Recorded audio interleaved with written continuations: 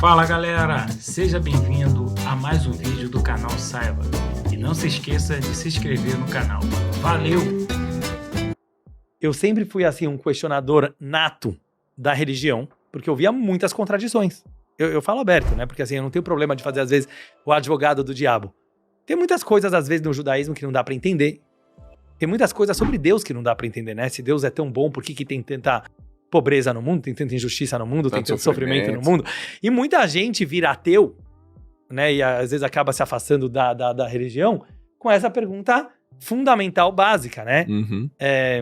Se Deus existe, cadê ele, né? Como ele deixa tanto sofrimento existir? Isso até me lembra, Joel, desculpa, posso desviar um pouco o assunto para isso? Deve.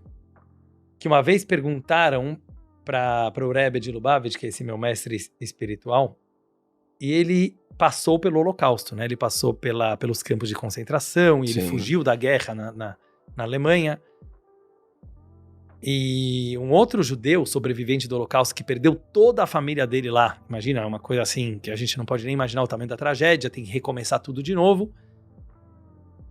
E depois de todo aquele genocídio, ele pergunta a Rebbe, como eu posso acreditar em Deus depois do Holocausto, depois da Segunda Guerra Mundial? Eu vi meus irmãos, meus pais, meus filhos, minha esposa sendo mortos sem nenhuma razão pelos nazistas. Como eu posso acreditar em Deus depois do Holocausto? E o Rebbe respirou e respondeu para ele, como você pode acreditar na humanidade depois do Holocausto? O Rebbe falou assim para ele, então em quem você vai acreditar depois do Holocausto? A Alemanha nazista era o povo mais culto na sua época. Mais científico. Melhores academias. Música clássica. E filósofos. E artes. E medicina. Top do mundo. Não existia mundo científico mais avançado do que a Alemanha nazista. E eles usaram isso para quê? Com toda a frieza do mundo, para fazer uma teoria completamente sem pé nem cabeça, de raça superior, raça ariana, etc.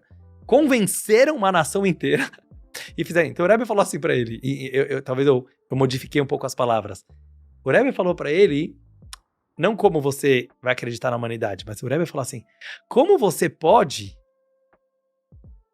acreditar na humanidade sem Deus depois do Holocausto?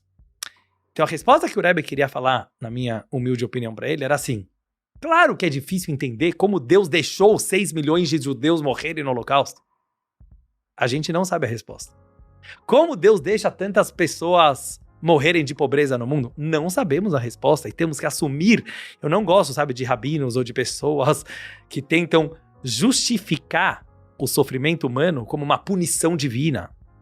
Certo. Um castigo divino. É muito fácil, sabe? Você falar, foram castigados, aconteceu tsunami porque faziam idolatria. É muito fácil essas respostinhas, entendeu? Sim. Então, assim, existe sofrimento, porque existe sofrimento e os grandes santos sofriam também. Não está no nosso campo racional, intelectual, de entender a dor, o sofrimento e certas injustiças que acontecem no mundo. Por outro lado, a grande questão judaica, e você pode encontrar isso em vários lugares da Bíblia, é não ser um advogado de Deus perante a humanidade.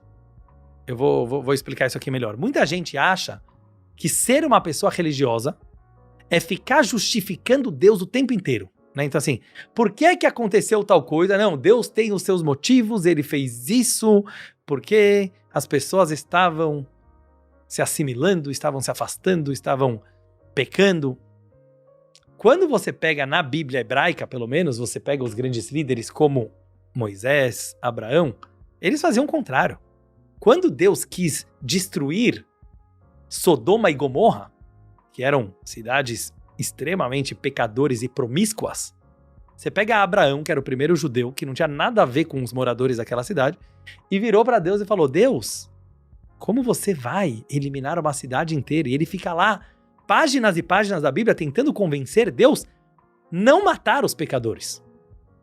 Mas ele não foi aquele fiscalzinho de Deus, sabe? Ó, Deus, dedo duro, sabe? Ó, tem gente pecando aqui na terra. Então, hoje em dia, a gente vê que muita gente se acha porta-voz de Deus aqui na terra, Sim. moralistas, de querer falar qual é a vontade de Deus, qual não é, e tá acontecendo isso na tua vida porque você não tá seguindo Deus. Moisés também, quando Deus queria eliminar o povo judeu, depois do bezerro de ouro lá, que eles fizeram um grande pecado, Moisés fez de tudo para salvar o povo judeu e conseguiu. Uhum. Onde eu tô querendo falar? Deus quer que nós sejamos humanos, mais do que divinos. Deus quer que os verdadeiros líderes defendam a humanidade. Isso é bom. Entendeu? Então, assim, quando você olha que um rabino, ou um líder espiritual, ou qualquer um de nós, precisamos, em primeiro lugar, ter uma empatia com o ser humano. É isso que Deus espera de nós. Você vê na história de Jó, que é um livro muito interessante, a história de Jó, que ele tinha tudo de bom, um homem rico, próspero, e aí ele perdeu tudo. E aí alguns amigos vieram para ele e começaram a dar uma dura. Ah, Jó, você deve ter perdido tudo porque você perdeu a fé em Deus, porque você se tornou um pecador. E Deus não gostou desses moralistas. Aí veio depois, no final, um último amigo dele, que se colocou ao lado de Jó. E falou, não, a gente não entende os caminhos do eterno. A gente não entende os caminhos de Deus. E você tem que perguntar para Deus, Deus, por que você está fazendo isso comigo? Ou seja, um judeu, ele briga com Deus. Deus briga. Pode brigar com Deus. O cara não briga com a esposa, às vezes? Não briga com os filhos? Com quem você gosta, você briga. Entendeu? Tem que saber brigar. Tem que saber brigar. Então, esse respeito para Deus, essa reverência, que afasta ele completamente da nossa realidade, como se a gente não pudesse ter um relacionamento com ele, porque, ai, Deus nos livre falar isso de Deus, entendeu?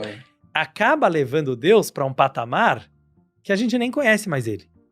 Então Deus não quer isso, ele quer que a gente possa brigar com ele, não que você vai ter uma resposta imediata, mas a própria sensação de você poder chegar de manhã na reza, que é a meditação judaica, você falar, Deus, por que isso está acontecendo na minha vida?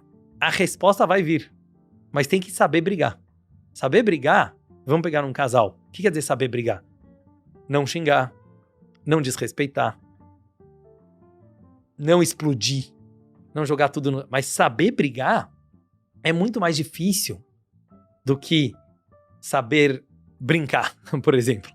Brincar, todo mundo faz uma piadinha, alguma coisa, também é importante. Mas tem que saber brigar. Saber brigar, todo o Talmud ele foi construído em cima de rabinos que sabiam brigar. Porque eles ficavam discutindo filosoficamente a lei judaica horas e horas e horas e anos. É tudo quebra-pau. É muito legal. Um dia que você puder estudar o Talmud, você vai ver que é discussão o tempo inteiro. Rabino Yehudá fala isso, Rabino Meir fala aquilo, Rabino Shammai fala aquilo, Rabino Hillel fala aquilo. Tem até a famosa piada. Quando tem 2 judeus, você tem 3 opiniões. O judeu não concorda com nada. Sim. Mas saber discutir, e eu acho que tá faltando isso no mundo de hoje, né? Sim. Porque hoje estamos num mundo tão polarizado que as pessoas, elas se tornam muito extremistas, né? Você vê isso sobre tudo, sabe? Eu não quero entrar agora sobre a pandemia, e vacina, e direita, e esquerda, e política. Quer dizer, as pessoas acham que isso virou uma religião. Sim. Então é engraçado que eles criticam os religiosos, mas eu acho que o mundo moderno tá mais religioso do que qualquer mundo, né? Porque qualquer pessoa que não concorda um pouquinho com a tua filosofia de vida, ele já virou um assassino, genocida, fascista. Quer dizer, você não tem o mínimo de maturidade de entender que uma pessoa que discorda de você não necessariamente é do mal.